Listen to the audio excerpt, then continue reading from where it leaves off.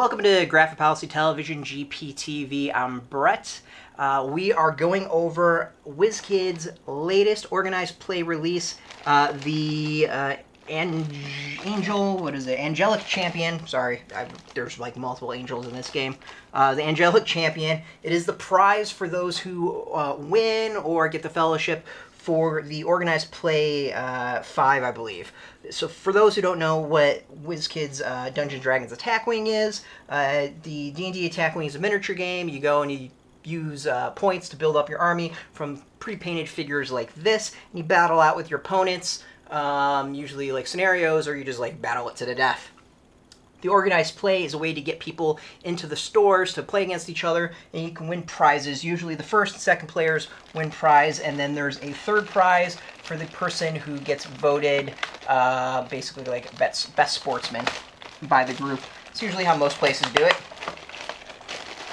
So let's crack it open and go over the figure, which looks pretty freaking cool. Well, I was going to say it was going to look cool, but yeah, so let's first actually discuss the figure, because that's what I paused about. First things first, WizKids is actually smart this time and has the base built into the figure. So with some of the flying figures, it was a little difficult to get the base in, but this time the base is built into the figure. So that's going to be good and bad. Good in that you don't have to struggle to get it in. Bad in that when it eventually snaps, you're kind of shit out of luck. So as far as the figure, first things I notice is there is no eyes painted at all. So there's like a face and just no eyes. So like the sculpting itself, there's tons of detail. It's kind of cool. The painting though is kind of piss poor. There's some coloring issues around the hand on this one, with like colors bleeding over where they shouldn't. And just that blank face, it was the first thing that I saw, and that's what gave me pause as far as the sculpt.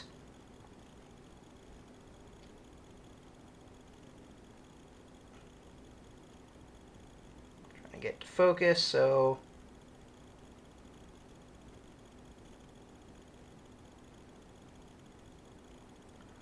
hopefully you can see that. So you can see there is no face. So there's no eyes, there's no mouth. They're all sculpted there. There's even eyebrows. The eyebrows are painted, but the eyes and the mouth not so much. So I don't know if the figure's supposed to be blind and not have eyes, but that's a little weird. The wings are nice though. The wings actually are pretty cool, and shit, people might want to pick this up just for some cool Blood Angel conversions, or just use in your Blood Angel army for the 40k fanatics out there. That part of it is actually pretty impressive. It's that face that's killing me. Alright, so let's get rid of the rather boring table right now. And throw this on here.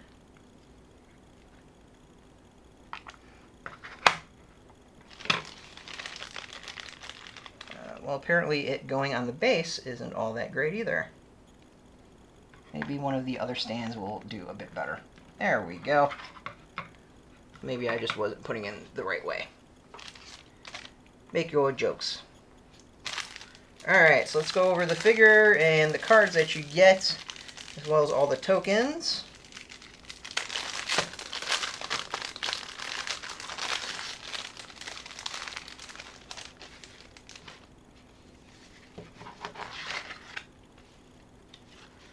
So we get some new stuff. We got Protection from Evil, which I think is new, and Flying Greatsword. That's the rest of those. Nothing too special off of here. Some disables, your action tokens, some shields. Over here we've got Branding Smite.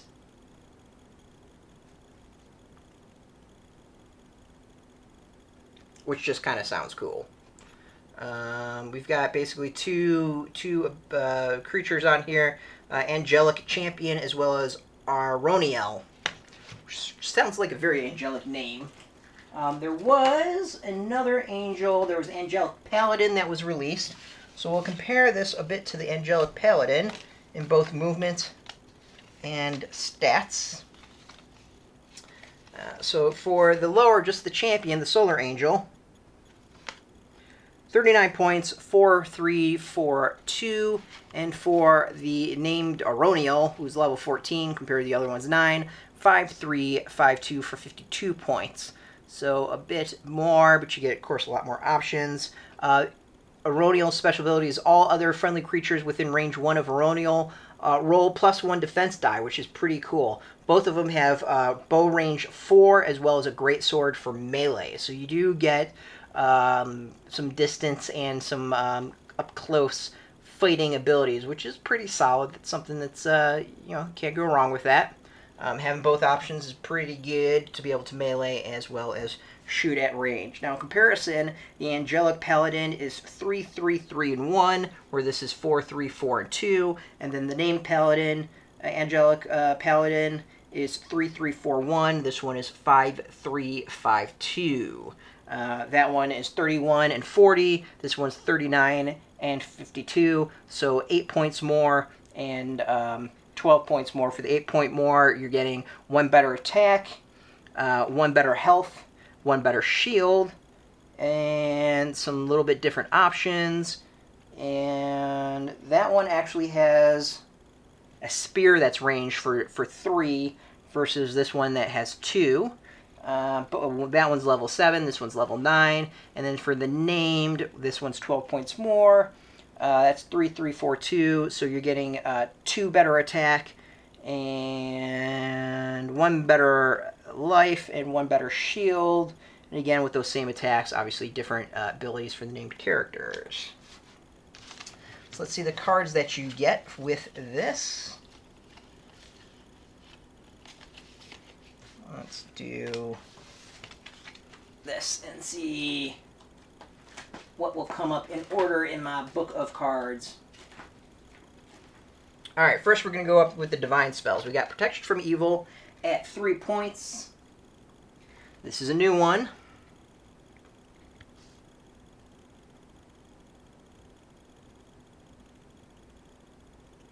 Alright, so for those who don't want to read, you roll +1 defense die against attacks from evil creatures. No evil creature can place a charm token or fear token beside your creature. Must be neutral or good creature to equip.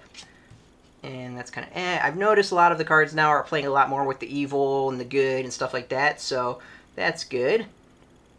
And then this one's called Branding Smite, which is also a new one.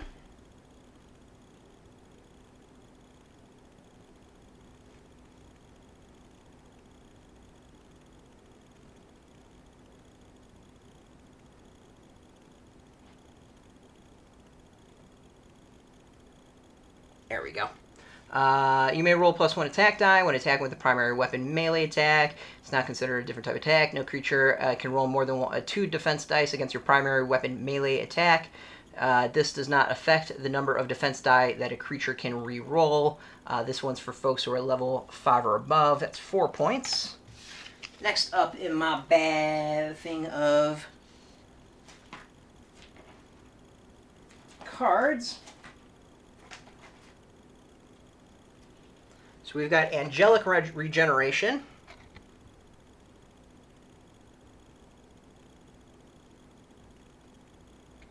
So this place 3 timers on this. Upgrade to remove 1 of your face-down damage cards, or to flip 1 of your face-up damage cards face down. We've seen this pretty common. This is a pretty, I would say, pretty common card, or at least ability. Quite a few others have had similar things. And then finally, we've got a Flying Greatsword.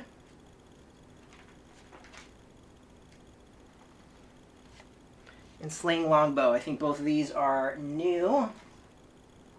Yep.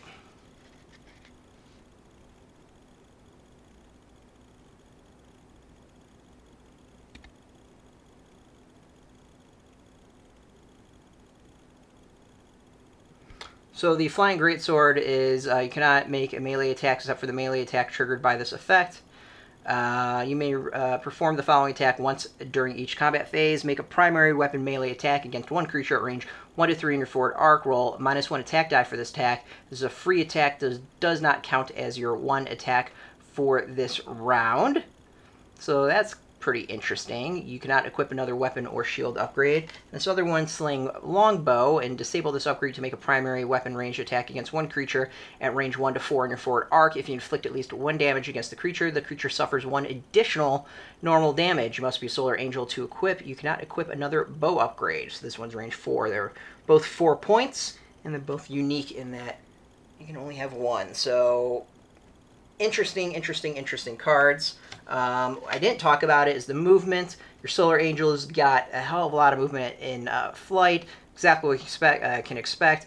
There's not much when it comes to the hard of turns, so not much red on there, a lot of white, some green, but you can get him 5 forward, so he's really maneuverable in the field of battle, so that's really cool. And for those who participate in the organized play, you're going to get this card for just playing. This is the Claw of Bahamut, or the Claw of Tiamat. When you are attacking, you may discard this upgrade during the modified attack dice step of combat to convert one hit result into a critical hit, a result equal to the number of artifacts of Bahamut remaining in your legion, including this one. The other one's pretty much the same thing as Tiamat. One is for evil, one is for good. And, of course, the cost varies. It's the number of artifacts of Tiamat in your legion at the start of the game. So that's the figure. Upgrades are pretty cool. Basically, a lot of them seem to be very specific for the angel himself. Some attack stuff, I mean, it doesn't really blow me away. The fact that the figure has no eyes and no lips is a little bit weird.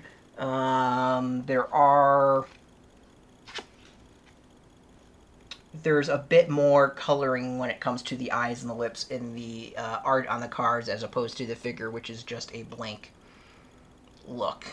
So other than that, like, cool organized play figure, you know, definitely add some more flavor to the game. Is it the best one? No, there's others that I think are a hell of a lot better that are out there, but still, you know, you're playing, you're gonna win, you win something. I wouldn't complain if I won this, basically. So thanks for watching. This is the latest unboxing of organized play for WizKids Dungeons and Dragons Attack Wing. I'm Brett. This is Graphic Policy Television, GPTV. You can catch us every single day at graphicpolicy.com. Of course, you can find us on YouTube, Twitter, Facebook, all that Graphic Policy to keep it nice and consistent. Until next time, keep rolling those die and keep it geeky.